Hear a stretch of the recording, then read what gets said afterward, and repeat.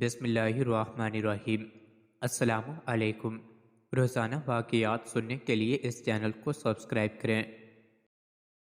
نمرود نے اللہ تعالیٰ کی خلیل حضرت ابراہیم علیہ السلام کو آگ میں ڈالا، مگر نمرود کو اللہ تعالیٰ نے کیسے پالا؟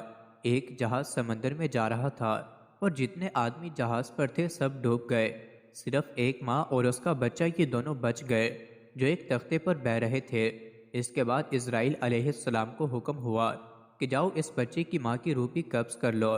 اب بچہ تختے پر اکیلا باہر چلا جا رہا تھا۔ پھر ہواؤں کو حکم ہوا کہ سمندر کے ایک کنارے پر جنگل ہے، اس کو وہاں ڈال دو۔ وہ تختہ بہہ کر اسی جنگل کی طرف گیا اور جنگل کے کنارے لگ گیا۔ جنگل میں اللہ تعالیٰ نے ایک شیرنی کو حکم دیا اور وہ اس بچے کو اٹھا کر لے گئی اور دودھ پلانے لگی اور دودھ پلا کر اسے خوب بڑا کر دیا۔ اس کے بعد جنوں کے بادشاہ نے آداب شاہی سکھائے۔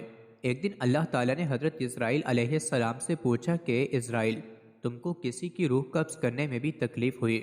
انہوں نے عرض کیا کہ ہاں اللہ میاں، ایک ماں اور بچہ جو سمندر میں ایک تختے پر بہے جا رہے تھے اور آپ نے ماں کی روح کو قبض کرنے کا حکم دیا تو میرا کلیجہ منہ کو آ گیا کہ اس بچے کا کیا ہوگا، مگر آپ کے حکم کے سامنے کس کی مجال ہے جو اب ہلا سکے؟ اللہ تعالیٰ نے ارشاد فرمایا کہ وہی بچہ بڑا ہو کر میرا سرکش اور نافرمان ہوا اور خدائی کا دعویٰ کیا اور میرے خلیل کو آگ میں ڈالا۔ یہ شخص نمرود تھا، جس ظالم کو ماں باپ نے پالا ہو اور بواسط اسباب جس کی پرورش ہوئی ہو، اس کے لیے تو اسباب حجاب ہو سکتے ہیں، مگر اس ظالم کو تو ہم نے براہ راست پالا، اسباب کا بھی کوئی پردہ نہیں تھا، ماں باپ کے بغیر پالا اور سو ناز سے پالا۔ ہم نے سمندر کی موجوں کو حکم دیا کہ اس کو ایسے جنگل میں لے جا کر ڈالو جہاں ریحان و سوسن کے خوشبودار پھول ہوں، میوہ دار درخت ہوں اور میٹھے پانی کے چشمے ہوں۔ برگ و گول و نسترن سے ہم نے اس کا بستر بنایا۔ خوش آواز پرندوں کو حکم دیا کہ اپنی سریلی آوازوں سے اس کا دل بہلائیں۔ سورج کو حکم دیا کہ اس بچے پر اپنی تیز شعاعیں نہ ڈالیں۔ ہواؤں کو حکم دیا کہ اس پر آہستہ چلیں۔ شیرنی کو حکم دیا کہ اس کو دودھ پلائے۔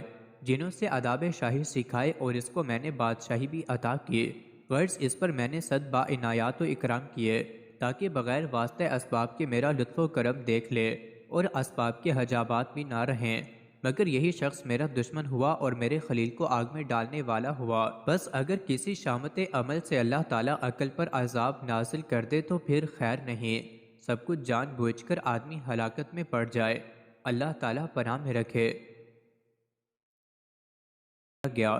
مزید ایسی ہی ویڈیوز کے لیے چینل کو ضرور سبسکرائب کریں۔